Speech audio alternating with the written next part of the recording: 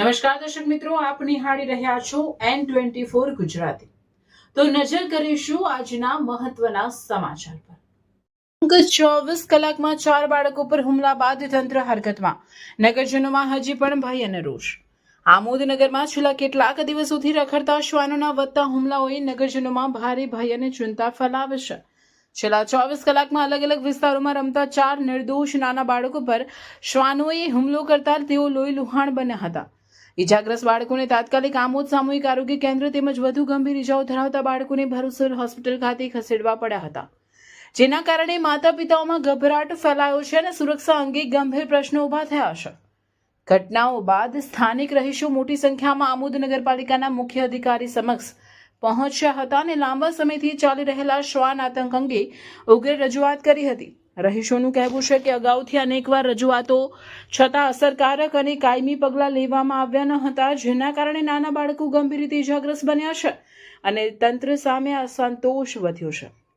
નગરપાલિકા તંત્રના જણાવ્યા મુજબ માહિતી મળતા જ શ્વાન પકડના ટીમને તાત્કાલિક બોલાવી કુલ 11 રખડતા શ્વાનોને પકડી પાડવામાં આવ્યા હતા, જેમાં હરખવાના લક્ષણો ધરાવતા 2 શ્વાનોને ઓળખી અલગ રાખવામાં આવ્યા છે અને પશુ ચિકિત્સકની સલાહ બાદ આગળની કાર્યવાહી કરવામાં આવશે, જ્યારે બાકીના શ્વાનોને નગર બહારના વિસ્તારમાં મુક્ત કરવામાં આવ્યા હોવાનું જણાવાયું છે। મુખ્ય અધિકારીએ વધુમાં જણાવ્યું કે શહેરમાં કેટલીક જગ્યાએ લોકો દ્વારા શ્વાનોને ભેગા કરીને ખવડાવવામાં આવતા હોવાના અહેવાલ મળ્યા છે અને જો આવી પ્રવૃત્તિઓના કારણે શ્વાનો આક્રમક બની નાગરિકોને નુકસાન પહોંચાડશે તો સંબંધિત લોકો સામે દંડાત્મક કાર્યવાહી કરવામાં આવશે।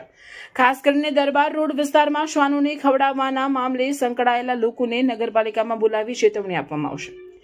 નગરપાલિકાના જણાવ્યા મુજબ શ્વાન નિયંત્રણ માટે વિશેષ ઝોન બનાવવાની તથા સુરક્ષિત વ્યવસ્થા ઊભી કરવાની કામગીરી ચાલુ છે। નગરજનો માટે હેલ્પલાઇન તથા અધિકારીઓનો સંપર્ક નંબર જાહેર કરવામાં આવ્યા છે અને શ્વાન પકડના ટીમ 24 કલાક તૈયાર હોવાનું જણાવાયું છે।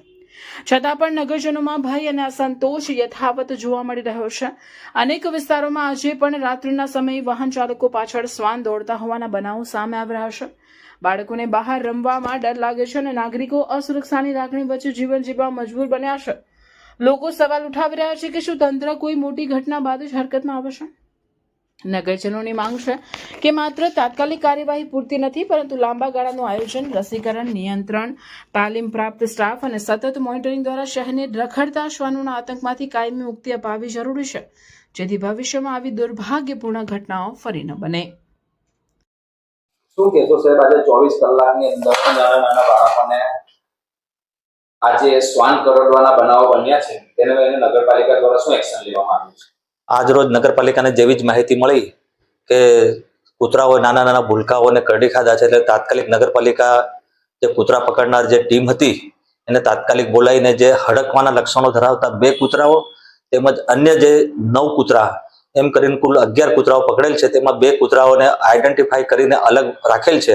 બાકીના 9 કૂતરાઓને અમે જંગલમાં દૂરના વિસ્તારમાં છોડી દીધેલ છે અને બાકીના જે 2 કૂતરાઓ જે છે જે હડકવાના લક્ષણો છે એને અમે આવતીકાલે પશુ ડોક્ટરને બતાવીને એની અમે શું કરવું એના માટે અમે આગળ વિચારણા કરીશું।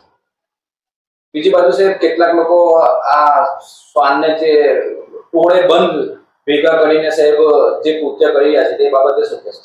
અમારા ધ્યાનમાં એવું આવ્યું છે કે આપણા આમોદ શહેરમાં લગભગ 2 થી 3 જગ્યાએ લોકો છે ને કૂતરાઓને દયાથી જ કે ફીડિંગ કરાવે તો ખવડાવે છે, તો એ લોકોને સ્પષ્ટ સૂચના આપવામાં આવે છે કે જો હવે અમારા ધ્યાનમાં આવશે અને જો એમને ફીડિંગ કરેલા, એમને જો ભેગા કરીને ખવડાયેલા કૂતરાઓ જો કરડશે તો એમના પર સ્પેશિયલ દંડ નાખવામાં આવશે।